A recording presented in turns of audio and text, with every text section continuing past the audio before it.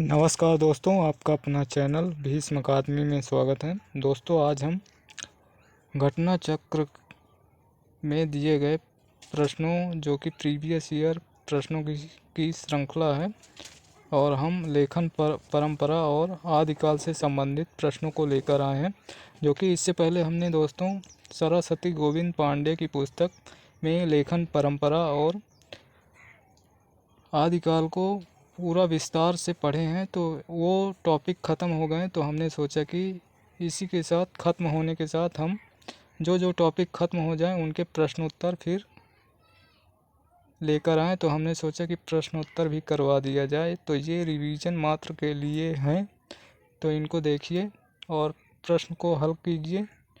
और दोस्तों, यदि आप व्याख्या सहित प्रश्नों को पढ़ना चाहते हैं तो हमने यूथ कंपटीशन बुक में 13,000 प्रश्नों को बाकायदा व्याख्या सहित पढ़ रखा है। यदि उन सभी प्रश्नों के वीडियो देखना चाहते हैं तो अभी आपको प्लेलिस्ट का लिंक दिखाई देगा, उसमें क्लिक करके हमारे सभी वीडियो देख सकते हैं। और दोस्तों, यदि सेशन अच्छा लगे तो लाइक और शेयर ज़रूर करें, और चैनल पर नए हैं तो चैनल को सब्सक्राइब कर लें, जिससे आने वाले नेक्स्ट वीडियो का नोटिफिकेशन आपको सबसे पहले मिल सके। तो चलिए देर न करते हुए सेशन की शुरुआत करते हैं। प्रश्न है पहला, गारसा दतासी के इतिहास ग्रंथ द ला लिटरेचर एंदुई ए हिंदुस्तानी का दूसरा संस्करण कब प्रकाशित हुआ था? तो पहले संस्करण का प्रकाशन 1839 में हुआ था और दूसरे का प्रकाशन 1871। विकल्प सी सही है। और अगला प्रश्न देखते हैं। प्रश्न है दूसरा, हिंदी साहित्य के इतिहास लेखन की परंपरा का सूत्रपात किसने किया? तो इतिहास लेखन का सूत्रपात किया था गारसा दतासी, फ्रेंच विद्वान थे। विकल्प बी सही है। प्रश्न है तीसरा, हिंदी साहित्य इतिहास लेखन का सर्वप्रथम प्रयास किसने किया? तो वही है फ्रेंच विद्वान गारसा दतासी। विकल्प सी सही है। और चलिए अगला प्रश्न देखते हैं। प्रश्न है चौथा, हिंदी साहित्य के इतिहास लेखन का सर्वप्रथम प्रयास किया किस भाषा में हुआ? तो फ्रेंच भाषा में हुआ, गारसा दतासी ने किया। और अगला प्रश्न देखते हैं। प्रश्न है पांचवा, हिंदुस्तानी साहित्य का इतिहास लिखने वाले गारसा दतासी किसके विद्वान थे? तो गारसा दतासी ये फ्रांसीसी विद्वान थे, फ्रेंच भाषा में अपना ग्रंथ लिखा था। और चलिए अगला प्रश्न देखते हैं। प्रश्न है छठवां, हिंदी साहित्य का इतिहास लिखने वाले प्रथम लेखक का नाम है? तो प्रथम लेखक का नाम है गारसा दतासी। विकल्प बी सही है। प्रश्न है सातवां, काल क्रमानुसार लिखा गया हिंदी साहित्य का प्रथम इतिहास ग्रंथ है काल क्रमानुसार, तो वो है जॉर्ज ग्यसन का the modern vernacular literature of Hindustan, और इसका रचना काल है 1888 ईस्वी। इसका उत्तर विकल्प डी सही। अगला प्रश्न है आठवां, इस्तवार द ला लिटरेचर एंदुई ए हिंदुस्तानी नामक हिंदी साहित्य के इतिहास ग्रंथ के लेखक का नाम है? तो फ्रेंच विद्वान गारसा दतासी हैं। विकल्प ए सही है। और चलिए अगला प्रश्न देखते हैं।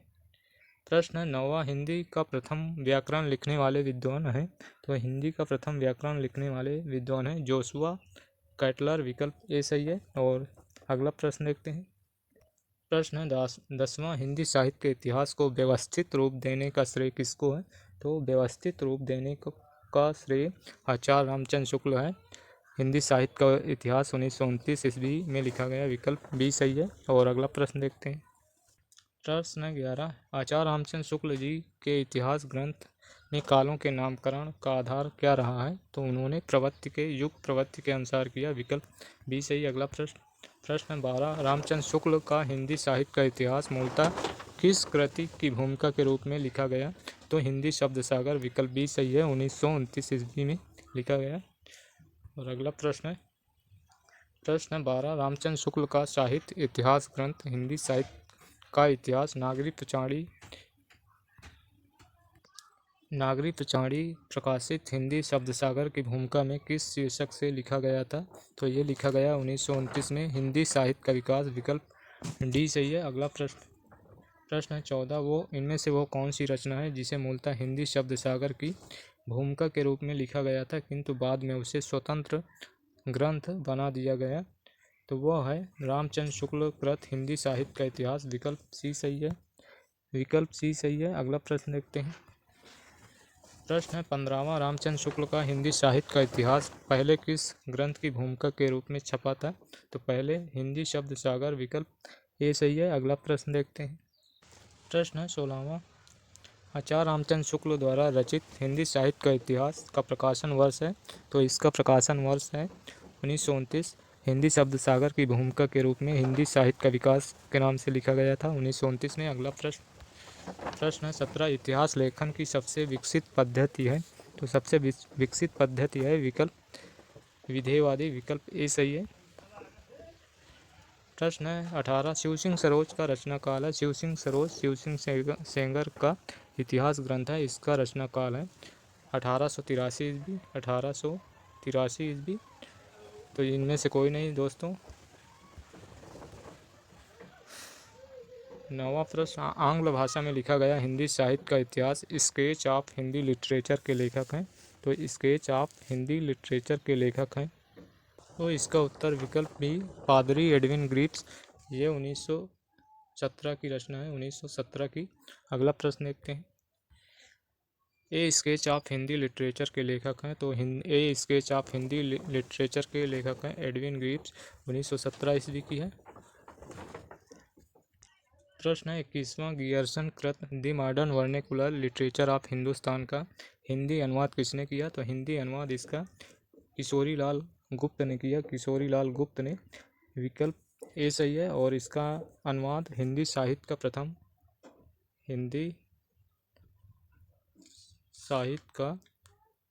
प्रथम इतिहास नाम से किया 1957 ईस्वी, 1957 ईस्वी में हिंदी साहित्य का प्रथम इतिहास नाम से किया।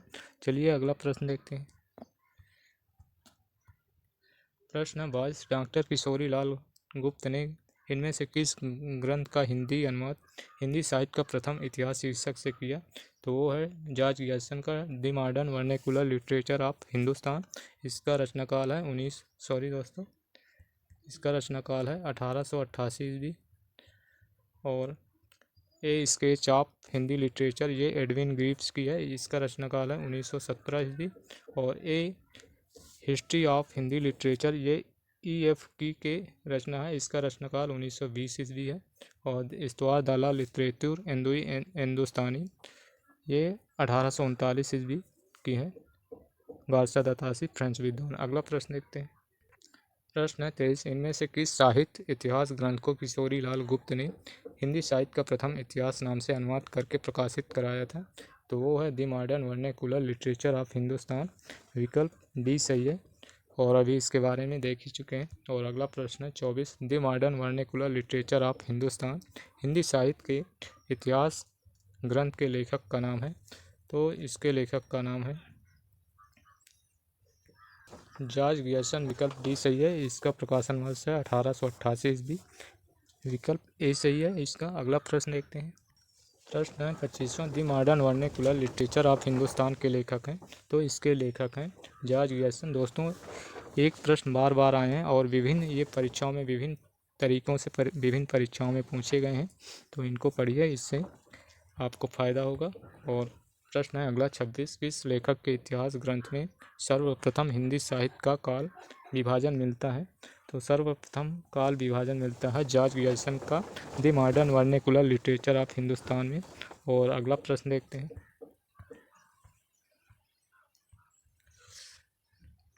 प्रश्न है 27, किस साहित्य इतिहास लेखक के काल विभाजन में कवियों के नाम का सर्वाधिक उपयोग किया गया है? तो इनमें सर्वाधिक उपयोग किया गया है मिस्र बंधुओं ने किया है। मिस्र बंधु विनोद, जो कि इनकी रचना मिस्र बंधु विनोद 4 भागों में प्रकाशित हुई थी। पहले 3 भागों का 1913 में प्रकाशित हुआ था। और चलिए अगला प्रश्न देखते हैं। प्रश्न है 28, किस इतिहास लेखक ने अपने इतिहास ग्रंथ में लगभग 5000 कवियों का विवरण दिया है? तो ये दिया है मिस्र बंधुओं ने, मिस्र बंधु विनोद ने, विकल्प ए सही है। अगला प्रश्न देखते हैं। प्रश्न 29, मिस्र बंधु विनोद नामक हिंदी साहित्य के तो लेखकों के नाम है। मिस्र बंधु विनोद नामक हिंदी साहित्य के इतिहास लेखकों के नाम है।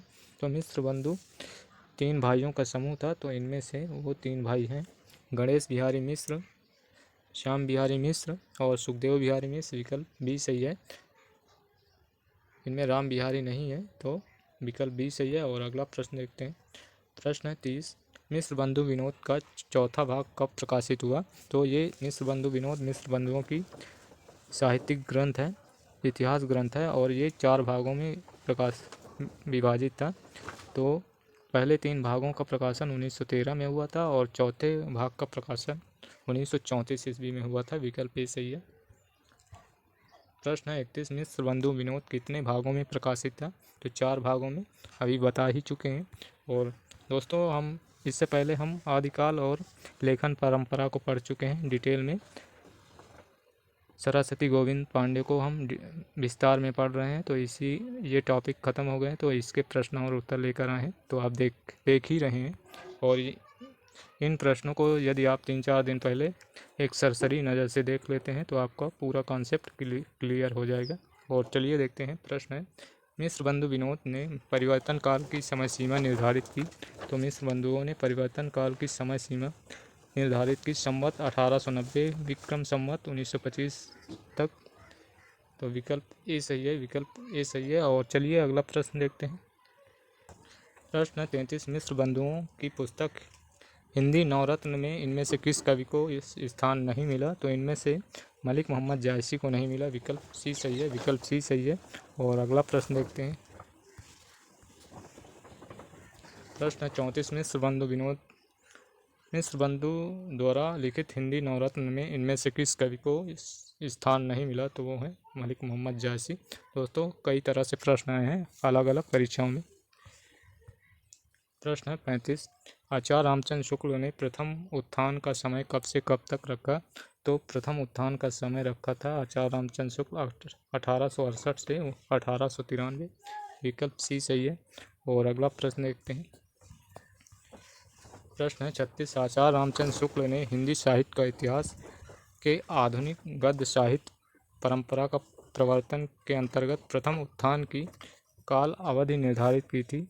तो वो काल अवधि थी संवत 1925 से संवत 1950 विक्रमी तक।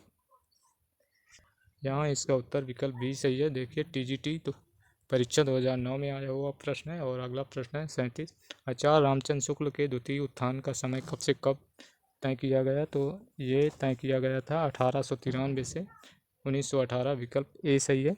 इसको द्विवेदी काल कहते हैं। प्रश्न है 38, रामचंद्र शुक्ल ने हिंदी साहित्य का आरंभ कब से माना है? तो रामचंद्र शुक्ल ने विक्रम संवत 1050 से। विकल्प बी सही है। प्रश्न है 39, विक्रम संवत 1050 से 1375 की काल अवधि में लिखे गए हिंदी साहित्य का वीरगाथा काल के रूप में नामकरण किसने किया? तो वीरगाथा काल के रूप में आचार्य रामचंद्र शुक्ल। और चारण काल जॉर्ज ग्रियर्सन ने, चारण काल और संधि काल रामकुमार वर्मा ने, और आदिकाल हजारी प्रसाद द्विवेदी ने इत्यादि नाम रखे हैं। अगला प्रश्न है 40, आचार्य रामचंद्र शुक्ल के अनुसार हिंदी साहित्य के आदिकाल की समय सीमा है। तो आदिकाल की समय सीमा विक्रम संवत 1050 से 1375। विकल्प ए सही है, विकल्प ए सही है। चलिए अगला प्रश्न देखते हैं। प्रश्न है, हिंदी साहित्य की भूमिका के लेखक कौन है? तो हिंदी साहित्य की भूमिका ये 1940 ईस्वी की हजारी प्रसाद द्विवेदी की है। और इनके अलावा हिंदी साहित्य का उद्भव और विकास 1952 ईस्वी की है। और इसके अलावा एक और हिंदी साहित्य का आदिकाल ये भी हजारी प्रसाद द्विवेदी की 1952 ईस्वी की है। तो इसका उत्तर विकल्प सी सही है। अगला प्रश्न है 42, सुमेलित करना है तो पुस्तक और लेखक। तो हिंदी साहित्य का इतिहास दर्शन ये नलिन बिलोचन शर्मा की है। भाषा काव्य संग्रह ये 1873 ईस्वी की महेश दत्त शुक्ल की है। और हिंदी भाषा और साहित्य ये श्याम सुंदर दास की है। और हिंदी भाषा और साहित्य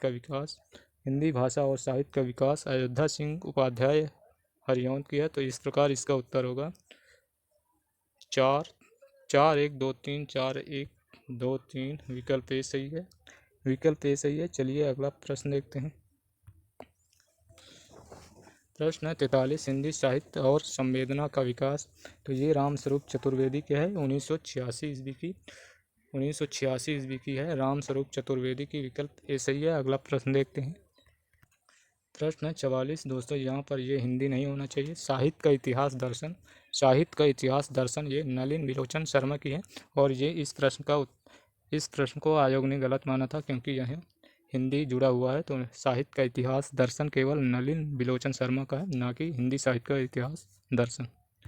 अगला प्रश्न है 45, नागरिक प्रचारी सभा की स्थापना कब हुई थी? तो इसकी स्थापना 1893, विकल्प डी सही है।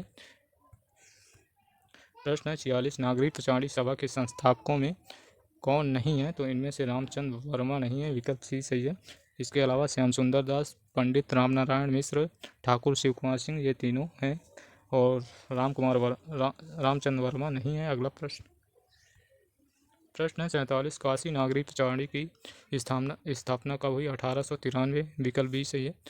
ये टीजीटी पुनर्परीक्षा 2004 में आया हुआ है। और ये जीआईसी प्रवक्ता, यानी कि एक प्रश्न कई तरह से अलग अलग परीक्षाओं में पूछे गए हैं, तो वही संकलन है। यहाँ पर हमने व्याख्या नहीं पढ़ा दोस्तों, क्योंकि समय कम है और एग्ज़ाम आने वाला है, तो हम केवल रिवीजन के लिए यहाँ प्रश्न और उत्तर पढ़ रहे हैं। और यदि आप व्याख्या सहित देखना चाहते हैं तो हम यूथ कंपटीशन बुक के 13,000 प्रश्नों को एक एक प्रश्न की व्याख्या सहित पढ़ रखे हैं। और इसके अलावा हम विस्तार में सरस्वती गोविंद पांडे की पुस्तक पढ़ ही रहे हैं, तो इसे आपका पूरा कॉन्सेप्ट क्लियर हो जाना चाहिए। हम केवल यहाँ पर रिवीजन के लिए पढ़ रहे हैं। प्रश्न 48, नागरिक प्रचारी सभा की स्थापना हुई? तो इसकी स्थापना 1893 ईस्वी, विकल्प बी सही है। और अगला प्रश्न देखते हैं। प्रश्न 49, हिंदी शब्द सागर का प्रकाशन किस संस्था ने किया? यह किया नागरिक प्रचारी सभा। इसकी स्थापना 1893, इससे पहले भी पढ़ चुके हैं। अगला प्रश्न देखते हैं। प्रश्न है 50, हिंदी साहित्य का बृहत इतिहास, इस इतिहास ग्रंथ का प्रकाशन किया था? तो इसका प्रकाशन किया था राष्ट्रभाषा प्रचार समिति वर्धा ने, विकल्प बी सही है। सॉरी दोस्तों, इसका उत्तर नागरिक प्रचारी सभा, विकल्प काशी, विकल्प डी सही है। अगला प्रश्न देखते हैं। प्रश्न 51, फोर्ट विलियम कॉलेज की स्थापना किस वर्ष हुई? तो फोर्ट विलियम की स्थापना 1800 ईस्वी में हुई, विकल्प बी सही है, ना कि विक्रम संवत। इसमें उत्तर विकल्प बी सही है, 1800 ईस्वी। और ये लॉर्ड वेलेजली ने जॉन गिलक्रास्ट की अध्यक्षता में किया था। तो 1800 ईस्वी, कलकत्ता में, विकल्प डी सही। प्रश्न है 52, फोर्ट विलियम कॉलेज की स्थापना 1800 ईस्वी, विकल्प ए सही है। देखिए, ये जीआईसी प्रवक्ता परीक्षा 2017 में आया हुआ है। और अगला प्रश्न है 53, फोर्ट विलियम कॉलेज की स्थापना कब हुई? तो सन 1800 ईस्वी। ये पीजीटी परीक्षा 2004 में आया हुआ है। और अगला प्रश्न है 54, कलकत्ता में स्थापित फोर्ट विलियम कॉलेज के संस्थापक हैं? तो फोर्ट विलियम कॉलेज के स्थापन जॉन गिलक्रास्ट हैं, विकल्प ए सही है, विकल्प ए सही है। अगला प्रश्न है 55, सदल मिस्र की भाषा की विशेषता है? सदल मिस्र की भाषा की विशेषता है पूर्वीपन, विकल्प ए सही है। और ये फोर्ट विलियम कॉलेज से जुड़े हुए प्राध्यापक थे, तो इसका उत्तर विकल्प ए सही, पूर्वीपन। प्रश्न है 56, प्रेम सागर किसकी रचना है? तो प्रेम सागर लल्लू लाल की है, विकल्प बी सही, विकल्प बी सही, लल्लू लाल। और चलिए अगला प्रश्न देखते हैं। प्रश्न है 57, रानी केतकी की कहानी के लेखक हैं? तो इसके लेखक मुंशी इंसा अल्लाह खां, विकल्प सी सही है। और इसका दूसरा नाम है उदयभान चरित, तो विकल्प सी सही है। अगला प्रश्न 58, रानी केतकी की कहानी के रचनाकार हैं? तो इंसा अल्लाह खां, विकल्प बी सही। इसका दूसरा नाम उदयभान चरित। और ये जीआईसी प्रवक्ता 2012, आश्रम पद्धति प्रवक्ता 2009 आदि परीक्षाओं में आए हुए प्रश्न हैं। और संभावित परीक्षाओं में भी आने की संभावना बनती है, तो कोई अलग से प्रश्न नहीं बनाए जाते हैं, यहीं से उठाए जाते हैं। तो चलिए पढ़ते हैं। निम्नलिखित में से कौन फोर्ट विलियम कॉलेज कलकत्ता में हिंदी के अध्यापक थे? तो ये थे सदल मिश्र और लल्लू लाल थे, विकल्प लल्लू लाल इसमें नहीं है, विकल्प बी सही है। अगला प्रश्न है 60, इनमें से कौन कलकत्ता के फोर्ट विलियम कॉलेज से संबंध थे? इसकी स्थापना 1800 ईस्वी में हुई कलकत्ता में, और इसके संस्थापक थे जॉन गिलक्रास्ट। तो इनमें शामिल थे लल्लू लाल और सदल मिश्र। तो इसका उत्तर विकल्प ए सही है। प्रश्न है 61, नाचकेतोपाख्यान के लेखक हैं? तो नाचकेतोपाख्यान के लेखक सदल मिश्र, विकल्प ए सही। 62, नाचकेतोपाख्यान के लेखक सदल मिश्र हैं, विकल्प डी सही। दोस्तों, यहाँ पर टीजीटी 2004 में आया हुआ है, यहाँ टीजीटी 2005 में। और अगला प्रश्न है 63, इनमें से सदल मिश्र की रचना कौन सी है? तो इनमें से सदल मिश्र की रचना सेम वही प्रश्न है, थोड़ा पूछने का तरीका बदल दिया है, लेकिन इसका उत्तर ये TGT परीक्षा 2011 में आया हुआ है। विकल्प डी सही है। प्रश्न है 64, इंसा अल्लाह खां द्वारा रचित रानी केतकी की कहानी का दूसरा नाम है, तो इसका नाम दूसरा नाम उदय भानचरित, इससे पहले भी पढ़ चुके हैं। ये NVS प्रवक्ता 2019 में आया हुआ है। और अगला 65, उदय भानचरित के लेखक हैं, तो ये TGT 2002 में। एक प्रश्न अलग अलग परीक्षाओं में कई तरह से आए हुए हैं, तो इनको ज़रूर पढ़ना चाहिए, इनसे फ़ायदा मिलेगा और इनसे हमें अंदाज़ा हो जाता है कि आने वाले परीक्षाओं में कैसे और किस लेवल के प्रश्न आने की संभावना बनेगी। हमें मालूम भी होना चाहिए कि एग्जामिनर कैसे और किस तरह के प्रश्न पूछते हैं, तो उसी तरह से हम तैयारी करें तो हमारे सिलेक्शन के चांस जल्दी और ज़्यादा हो जाते हैं। तो वाकई पढ़ते तो सभी लोग हैं, लेकिन कैसे पढ़ना चाहिए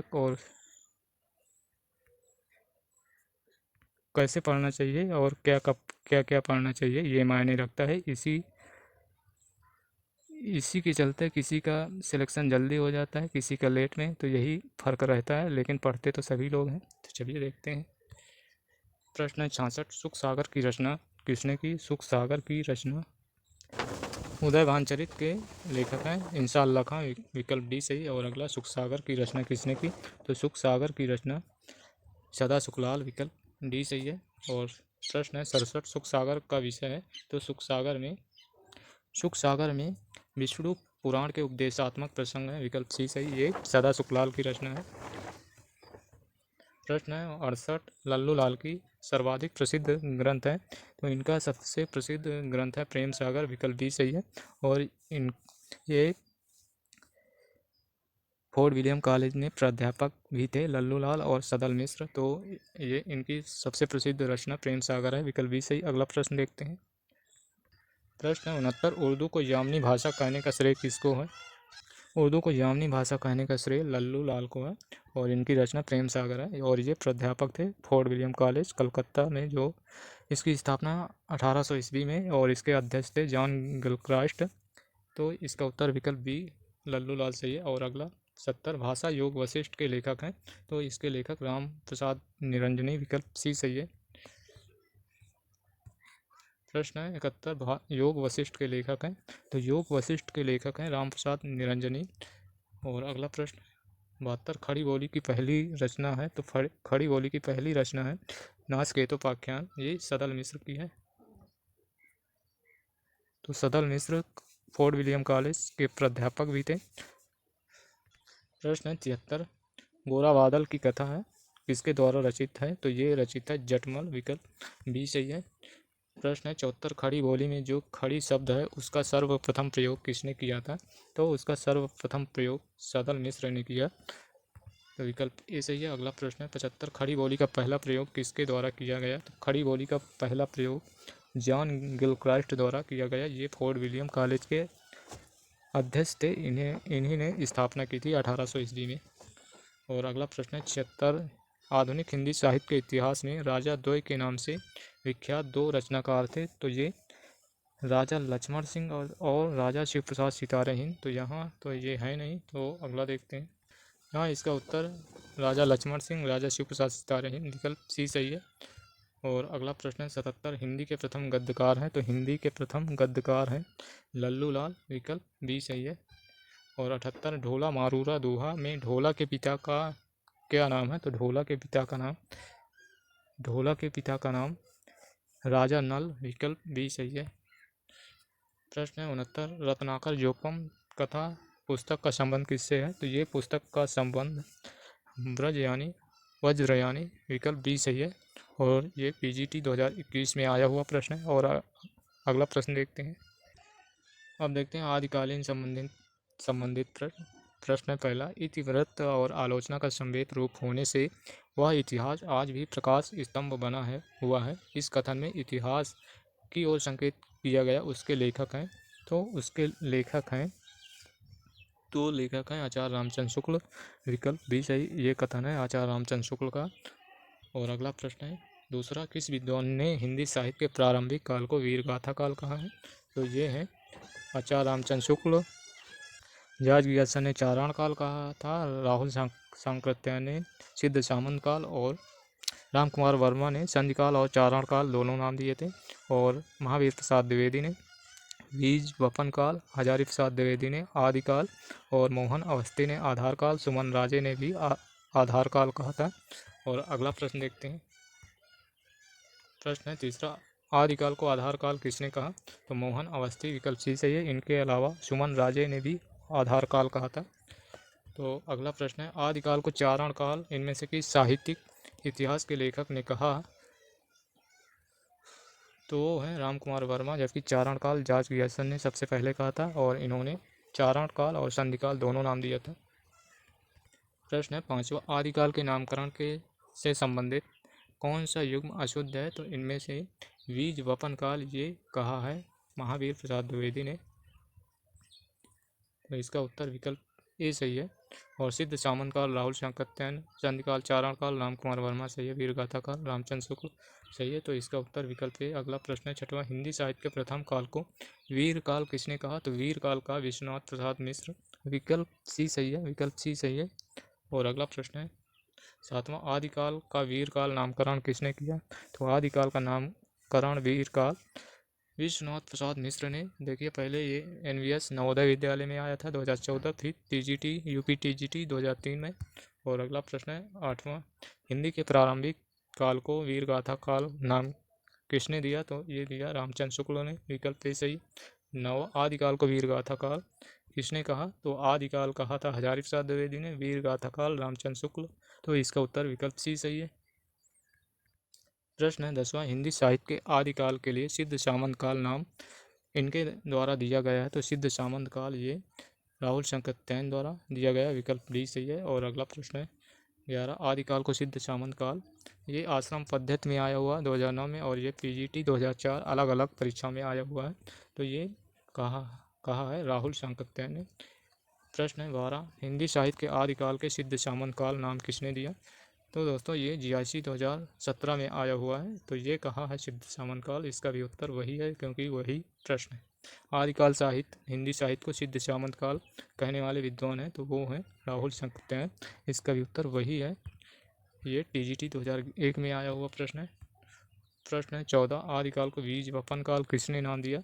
तो ये नाम दिया हजारी प्रसाद द्विवेदी ने आदिकाल दिया, और महावीर प्रसाद द्विवेदी ने बीज वपन काल, तो इसका उत्तर विकल्प सी सही है। देखिए दोस्तों ये TGT में आया हुआ है, और उसी के बाद TGT में वही 2013 वाली वैकेंसी में। प्रश्न है 15, आदिकाल के लिए बीज वपन काल नामकरण किसने किया? तो महावीर प्रसाद द्विवेदी, ये वही सही है, PGT 2005 में आया हुआ प्रश्न है 16, हिंदी साहित्य के प्रथम काल को आदिकाल नाम दिया? तो आदिकाल नाम दिया हजारी प्रसाद द्विवेदी, विकल्प बी सही है। प्रश्न है 17, निम्नलिखित कौन सा नाम आदिकाल का नहीं है? तो इनमें से गद्य काल ये आधुनिक काल का नाम है, तो गद्य काल नाम दिया हुआ रामचंद्र शुक्ल का आधुनिक काल का नाम है, तो इसका उत्तर विकल्प बी सही है। और प्रश्न है 18, आदिकाल को प्रारंभिक काल नाम किसने दिया? तो आदिकाल को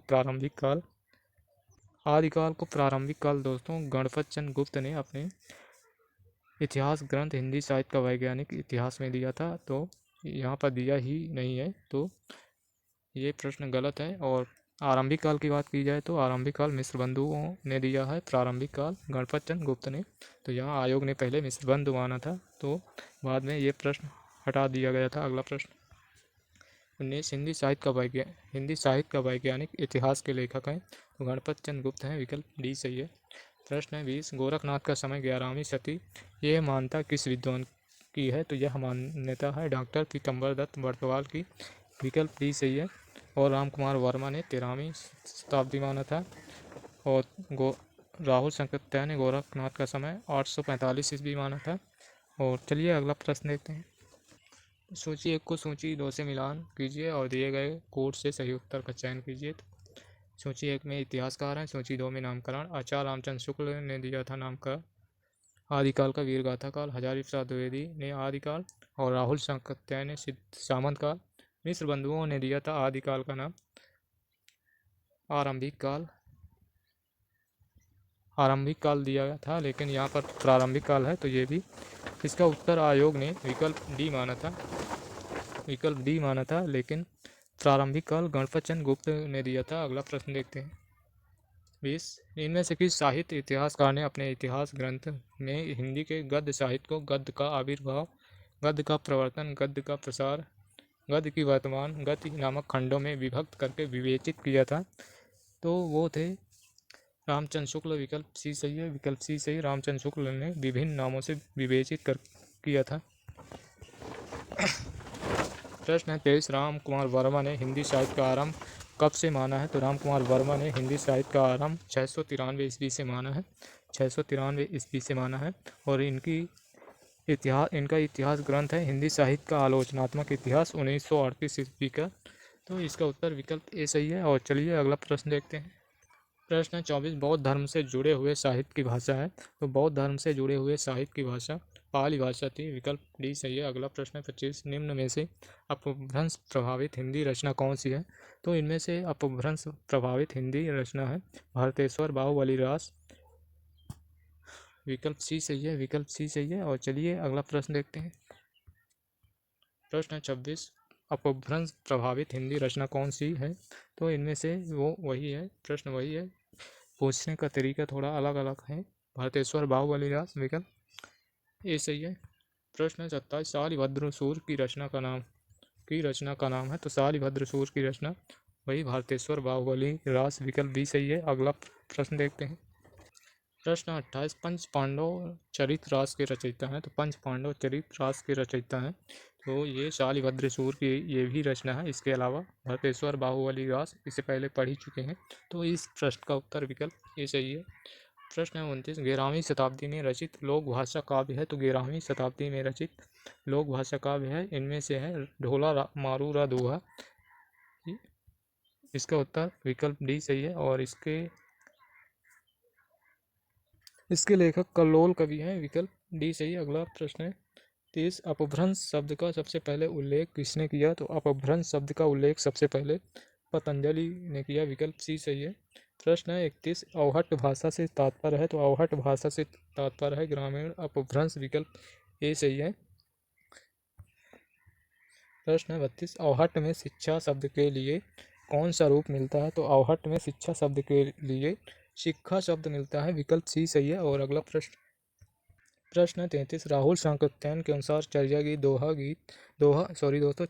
दोहा कोश की रचना करने वाले पहले बौद्ध सिद्ध हैं। तो वो है सरहपा। चर्या गीत सबरपा की है और दोहा कोश सरहपा की है। प्रश्न 34 निम्नलिखित में से कौन सा नाम सिद्ध परंपरा की योगिनी का नहीं है?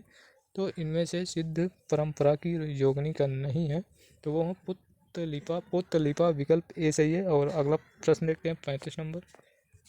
प्रश्न 35 अधिकांश साहित्य इतिहासकारों के अनुसार हिंदी के प्रथम कवि हैं। तो वो सर्वमान्य कवि हैं सरहपा। विकल्प सी सही है। अगला प्रश्न है हिंदी के किस इतिहासकार के अनुसार शालिभद्र सूर्य हिंदी के प्रथम कवि हैं? तो ये शालिभद्र सूर्य गणपत चंद्र गुप्त के अनुसार हिंदी के प्रथम कवि है। और राहुल सांकृत्यायन के अनुसार सरहपा प्रथम कवि है। राम कुमार वर्मा के अनुसार स्वयंभू प्रथम कवि है। तो चलिए अगला प्रश्न देखते हैं।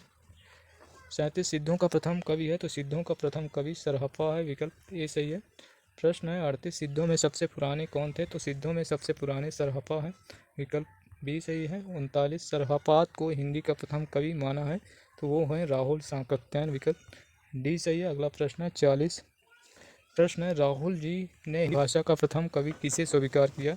तो प्रश्न वही है लेकिन अलग अलग परीक्षाओं में आया हुआ है। सरहपा को माना है। विकल्प सी सही है। अगला प्रश्न है 41 राहुल सांकृत्यायन हिंदी का पहला कवि किसे माना है? तो वो है सरहपा। विकल्प सी सही है। प्रश्न है 42 हिंदी का प्रथम कवि कौन है? यदि प्रथम कवि केवल पूछा जाए और किसी का नाम न दिया जाए तो वो है सरहपा। सर्वमान है प्रथम कवि के रूप में और अलग अलग विद्वानों के अनुसार अलग अलग हैं। जैसे राम कुमार वर्मा ने स्वयंभू को माना था, शालिभद्र सूर्य को गणपत चंद्र गुप्त ने माना था और सरहपा को राहुल सांकृत्यायन ने माना है। तो अगला प्रश्न देखते हैं। प्रश्न है 43 स्वयंभू को हिंदी का प्रथम कवि माना है तो राम कुमार वर्मा ने। विकल्प ए सही है। और अगला प्रश्न है 44 सहज ज्ञान के प्रवर्तक हैं। तो सहज ज्ञान के प्रवर्तक हैं सरहपा। विकल्प ये सही है। प्रश्न है 45, तिब्बत के 84 सिद्धों की परंपरा कौन से सिद्ध से आरंभ हुई? तो वो आरंभ हुई सरहपा से, विकल्प सी सही है। और अगला प्रश्न है 46, पुष्य या पुण्य को हिंदी का प्रथम कवि किस आलोचक ने माना है? तो पुष्य या पुण्य को हिंदी का प्रथम कवि माना है शिव सिंह सेंगर ने, तो विकल्प डी सही है। प्रश्न 47, इन सिद्धों एवं नाथों में सबसे पुराने हैं? तो सिद्धों में सबसे पुराने सरहपा हैं और नाथों में मच्छंदर नाथ, तो यानी इसका उत्तर ए बी, विकल्प बी सही है, दोनों सही है। और 48 नंबर प्रश्न, नाथ परंपरा से ही छटकर निकला है, ये कथन किसका है? तो यह कथन आचार्य रामचंद्र शुक्ल का, विकल्प डी सही है। और अगला प्रश्न है 49, हजारी प्रसाद द्विवेदी ने अपभ्रंश को क्या कहा?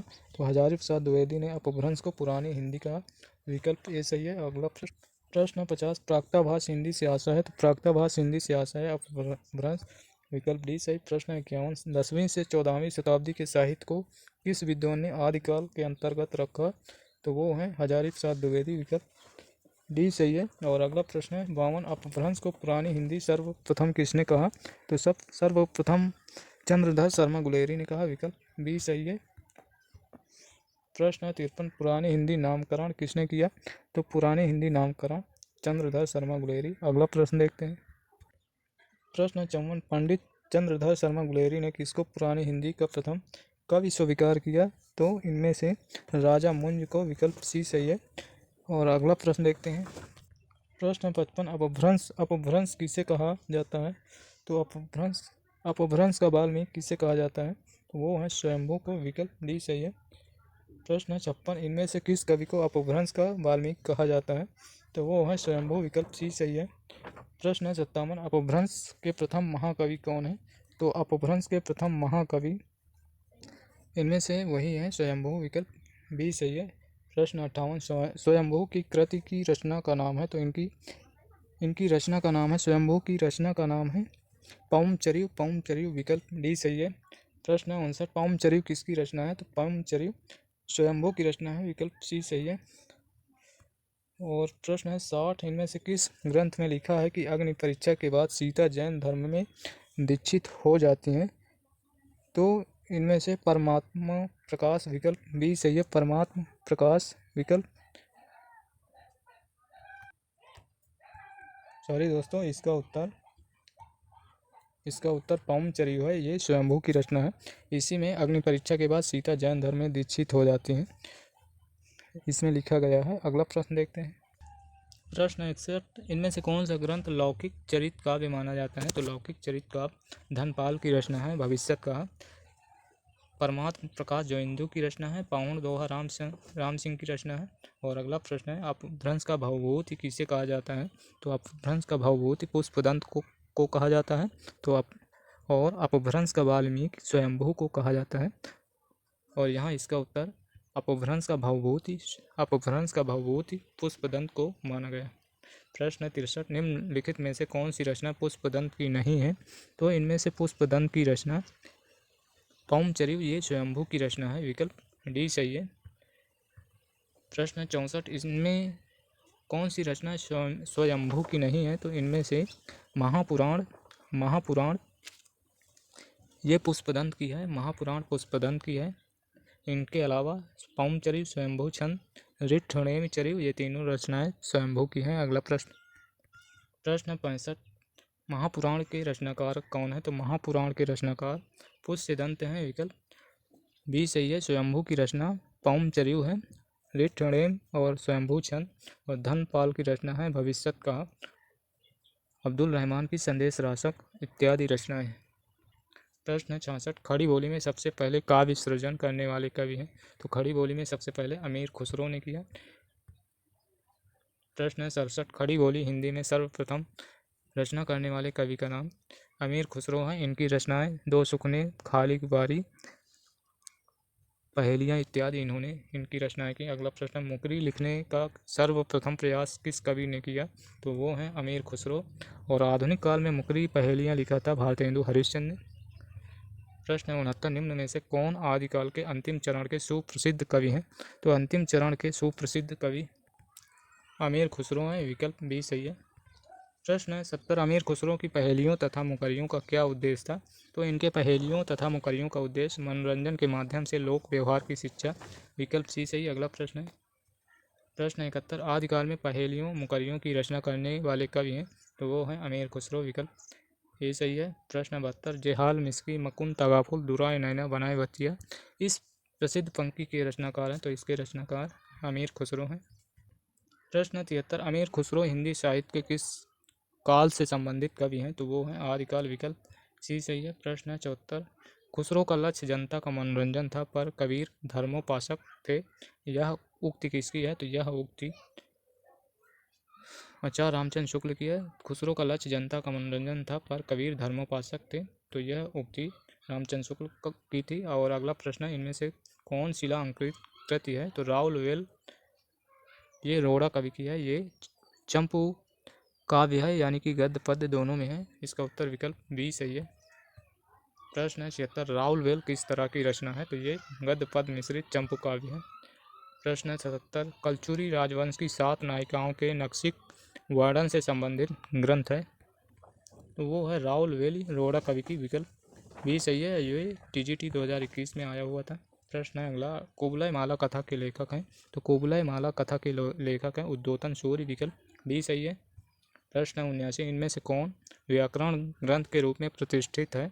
तो वो है उक्ति व्यक्ति प्रकरण, ये दामोदर शर्मा की है। विकल्प बी सही है। और राउल वेल रोड़ा कवि की है, कुबलय माला अप्पय दीक्षित की है। सॉरी दोस्तों, कुबलय माला उद्योतन सूर्य की है और वर्ण रत्नाकर ज्योतिश्वर ठाकुर की है। चलिए अगला प्रश्न देखते हैं। प्रश्न है उक्त व्यक्ति प्रकरण यह ग्रंथ है? तो यह व्याकरण ग्रंथ है और इसके रचनाकार दामोदर शर्मा है, तो इसका उत्तर विकल्प डी चाहिए। अगला प्रश्न है 81 उक्त व्यक्ति प्रकरण का रचनाकार कौन है? तो ये इनके रचनाकार दामोदर शर्मा है। प्रश्न है 82 इनमें से कौन सी रचना व्याकरण ग्रंथ है?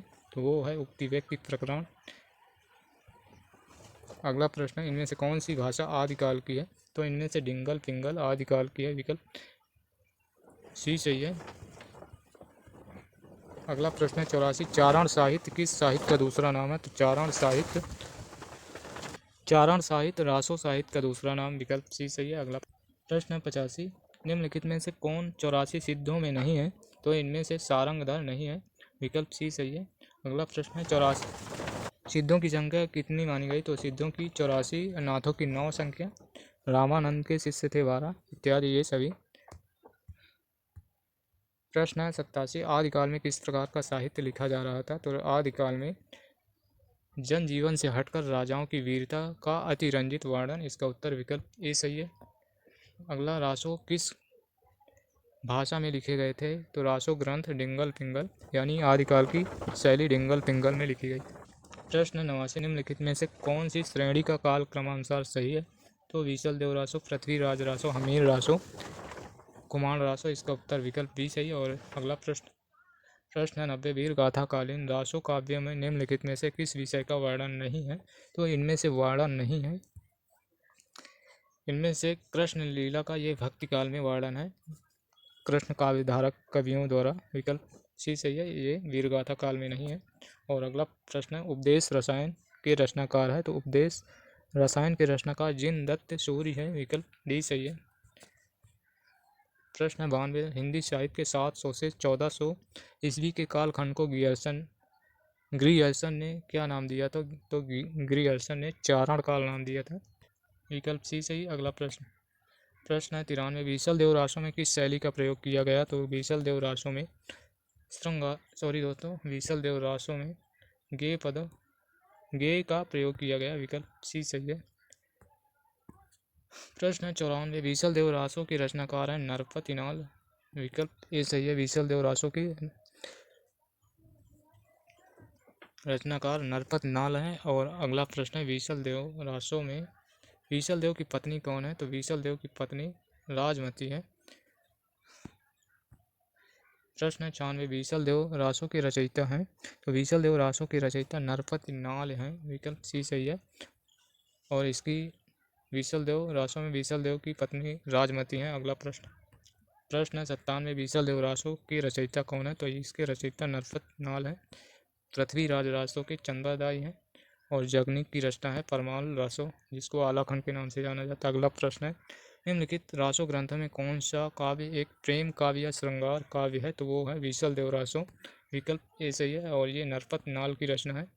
प्रश्न 99 निम्नलिखित में से किस रासो काव्य का मूल वर्ण विषय वीर रचना होकर श्रृंगार रस है?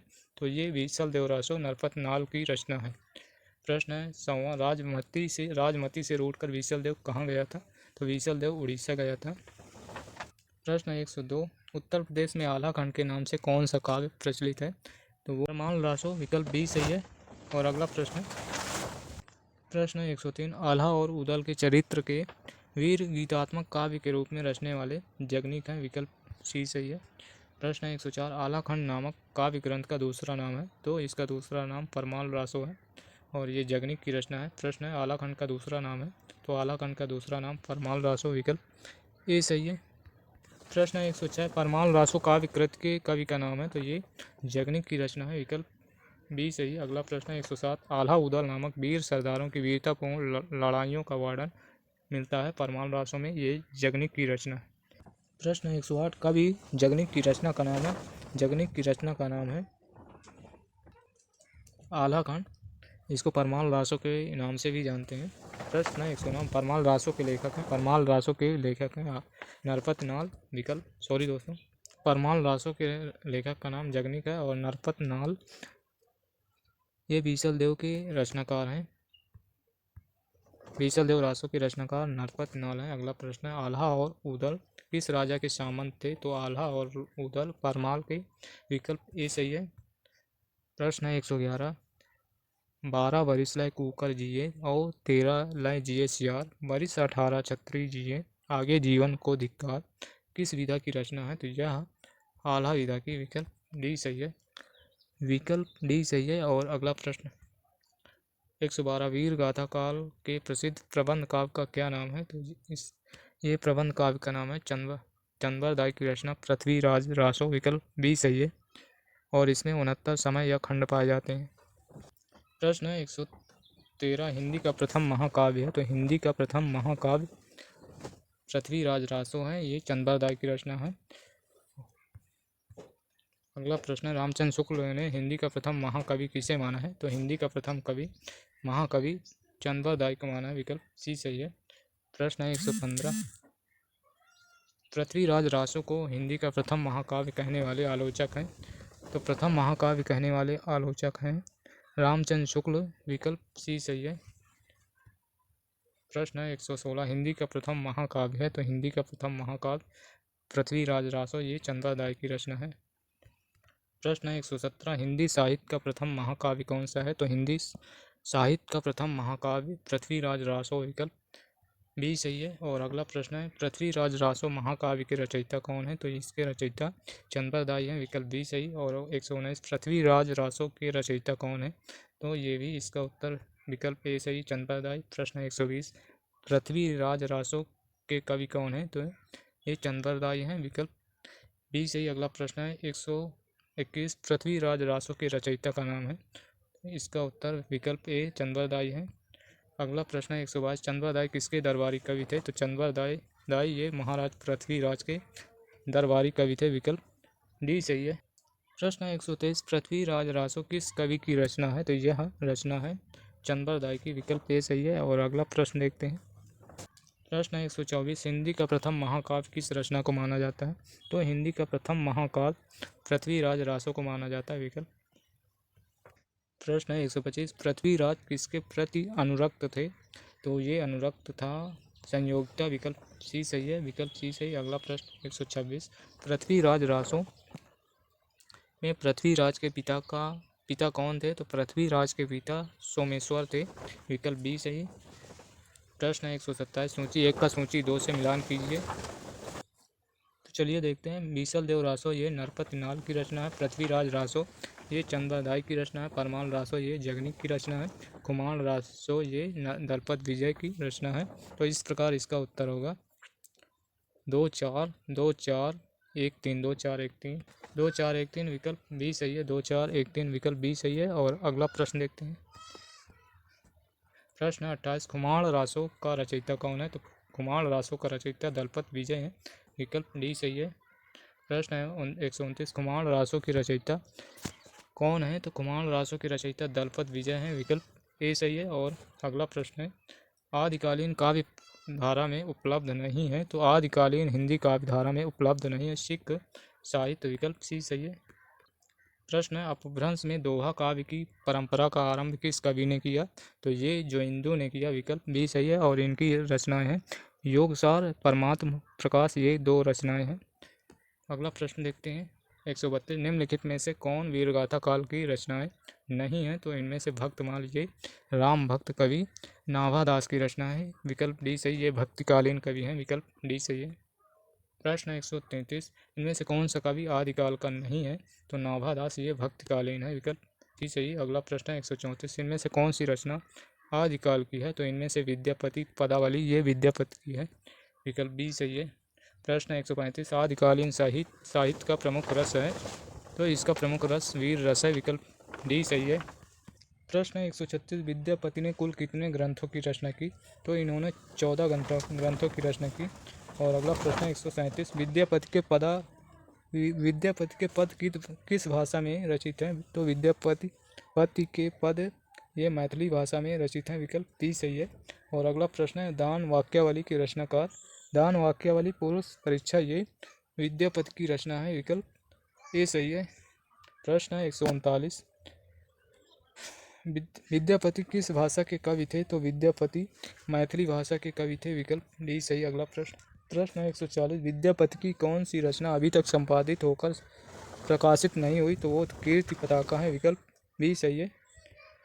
प्रश्न है 141 विद्यापति को कृष्ण भक्तों की परंपरा में न समझना चाहिए, ये इनमें से किसका कथन है? यह कथन आचार्य रामचंद्र शुक्ल का है, विकल्प बी सही है। और अगला प्रश्न 142 विद्यापति इनमें से किस रचना के आधार पर मैथिल कोकिल कहलाए? तो वो पदावली है, विकल्प ए सही। अगला प्रश्न है 143 विद्यापति को मैथिल कोकिल की उपाधि निम्नलिखित में से किस रचना पर दी गई? तो वो है पदावली, इसका उत्तर विकल्प डी सही। अगला प्रश्न है 144 काम भाव और शरीर का सौंदर्य उनके यहाँ उत्सव रूप में है, विद्यापति के संदर्भ में ये कथन किसका है? तो यह कथन है विद्यापति के संदर्भ में रामचंद्र शुक्ल का, विकल्प डी सही। अगला प्रश्न दोस्तों इसका उत्तर रामस्वरूप चतुर्वेदी है, रामस्वरूप चतुर्वेदी, विकल्प ए सही है। और अगला प्रश्न है 145 देसिल बहना सब्जन मिठा, यह प्रसिद्ध उक्ति किसने कही? तो यह प्रसिद्ध उक्ति कही है विद्यापति ने, विकल्प ए सही है। प्रश्न 146 देसिल बहना सब्जन मिठा तय तैसन जपाओ और हट्टा, ये काव्य पंक्तियाँ किस आदिकालीन कवि की रचना से है? तो ये विद्यापति से, विकल्प बी सही है। प्रश्न है 147 इनमें से कौन सा कवि अभिनव जयदेव की उपाधि से विभूषित है? तो वो है विद्यापति, विकल्प ए सही है, विकल्प ए सही। अगला प्रश्न है 148 किस कवि को अभिनय जयदेव नाम से जाना जाता है? तो वो है विद्यापति, विकल्प ए सही है। और अगला प्रश्न 149 विद्यापति किसके आश्रित कवि थे? तो विद्यापति शिव सिंह, नरसिंह, कीर्ति सिंह, ये तीनों के आश्रित कवि थे, तो इनका उत्तर बी सी डी यानी कि तीनों सही। और अगला प्रश्न है 150 इनमें से कौन सा पंथी साधकों में शामिल नहीं है? तो इनमें से कणहपा, विकल्प सी सही है, ये पंथी साधकों में शामिल नहीं है। और अगला प्रश्न है ये सिद्ध कवि हैं, विकल्प सी सही है। प्रश्न है 151 आदिकाल के अंतर्गत सरहपा लुइपा आदि कवि किस साहित्य से संबंध है? तो ये सिद्ध साहित्य से, विकल्प सी सही है। अगला प्रश्न है 152 निम्नलिखित में से किसका संबंध सिद्ध साहित्य से नहीं है? तो इनमें से गोपी चंद का सिद्ध साहित्य से नहीं, विकल्प बी सही, विकल्प डी सही। सरहपा का संबंध निम्न में से किससे है? तो सरहपा का सिद्ध साहित्य से है। प्रश्न 154 नाथ पंथ के प्रणेता हैं? तो नाथ पंथ के प्रणेता हैं आदिनाथ, विकल्प ए सही। अगला प्रश्न 155 नौ नाथों में इनमें से कौन सम्मिलित नहीं है? तो इनमें से देवसेन, विकल्प सी सही है, ये नवनाथों में नहीं है। अगला प्रश्न 156 नाथों की संख्या कितनी मानी गई है? तो नाथों की संख्या 9 मानी गई है और सिद्धों की संख्या 84। और अगला प्रश्न, नाथ पंथ के प्रवर्तक हैं। तो नाथ पंथ के प्रवर्तक हैं गोरखनाथ भी हैं, मत्स्येंद्रनाथ गोरखनाथ के गुरु हैं। और अगला प्रश्न है 158, नाथ संप्रदाय के प्रवर्तक इनमें से कौन थे? तो नाथ संप्रदाय के प्रवर्तक इनमें से गोरखनाथ थे, विकल्प ए सही है। और अगला 159, गोरखनाथ के गुरु का नाम बताइए। तो इनके गुरु का नाम मत्स्येंद्रनाथ, विकल्प।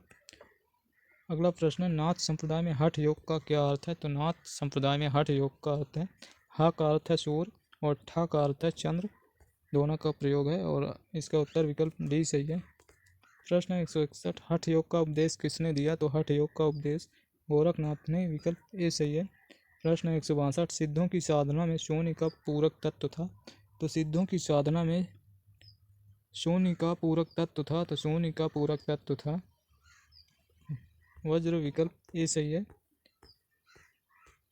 सिद्ध कवियों द्वारा प्रयुक्त भाषा को कहा जाता है। तो सिद्ध कवियों द्वारा प्रयुक्त भाषा को संध्या भाषा कहा जाता है, विकल्प डी सही। अगला प्रश्न है 164, निम्नलिखित में से सिद्ध साहित्य के विषय में कौन सा कथन सत्य नहीं है? तो इनमें से सिद्ध साहित्य का प्रणयन पिंगल भाषा में हुआ, ये सही नहीं है, इसका उत्तर विकल्प डी सही। अगला प्रश्न 165, हिंदवी शब्द का प्रथम प्रयोग किस इतिहासकार ने किया? तो वो किए थे अबू सईद, विकल्प सी सही है, विकल्प सी सही है। प्रश्न 166, पार्श्वनाथ चरित्र के लेखक हैं। तो इसके लेखक हैं वादिराज, विकल्प डी सही है। पार्श्वनाथ चरित्र के लेखक वादिराज हैं, विकल्प डी सही। अगला प्रश्न, निर्भय भीम व्यायोग के लेखक हैं। तो निर्भय भीम व्यायोग के लेखक हैं रामचंद्र सूर्य, विकल्प डी सही है। निर्भय भीम व्यायोग के लेखक रामचंद्र सूर्य, विकल्प डी सही है। तो दोस्तों, हमने आदिकाल और लेखन परंपरा से संबंधित प्रश्नों को पढ़ चुके हैं। ये घटना चक्र में जितने भी इन टॉपिक के प्रश्न दिए गए हैं, हमने केवल प्रश्न और उत्तर पढ़ा है और ये रिवीजन के तौर पर पढ़े गए हैं। तो यदि आप व्याख्या सहित प्रश्नों को देखना चाहते हैं तो हमने यूथ कंपटीशन बुक के प्रश्नों को, वो भी प्रीवियस ईयर प्रश्नों की श्रृंखला है, तो हमने 120 वीडियो में 11,000 प्रश्नों को पढ़ रखा है। यदि आप उन सभी वीडियो को देखना चाहते हैं तो अभी आपको प्लेलिस्ट का लिंक दिखाई देगा, उसमें क्लिक करके हमारे सभी वीडियो देख सकते हैं। और फिर मिलेंगे नेक्स्ट सेशन में, जो कि वो सेशन होगा भक्ति काल से संबंधित होगा। तो हम विस्तार में पहले पढ़ते हैं एक टॉपिक को, जब वो टॉपिक ख़त्म हो जाता है तो हम उसके बाद ये प्रश्न उत्तर लेकर आएंगे। तो चलिए फिर मिलते हैं नेक्स्ट सेशन में, तब तक के लिए धन्यवाद। जय हिंद, जय भारत, वंदे मातरम।